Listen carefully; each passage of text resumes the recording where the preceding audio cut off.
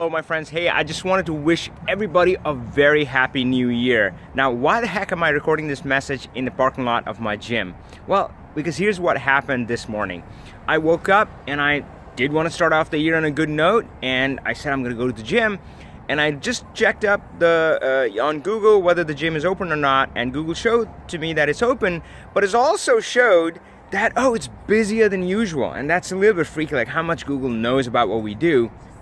But that kind of made sense. Like, yep, I'm sure everybody else out there has their New Year resolution and going to be more fit, and it's busier than usual. In fact, there were almost twice as many people here as there are normally.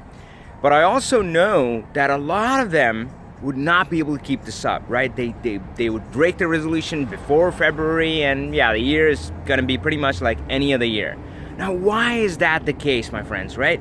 So hey, there's a documentary on Netflix which I would highly recommend, is featuring Tony Robbins, right? And it shows him on stage, and he's so electric, so dynamic, he's spending a lot of energy on there. But there's also some backstage shot and interviews, and at one spot they ask him that, gosh, how can you keep it going? I mean, you do these intense live 5-day sessions, and how do you get all this energy? Because he is a fireball on the stage.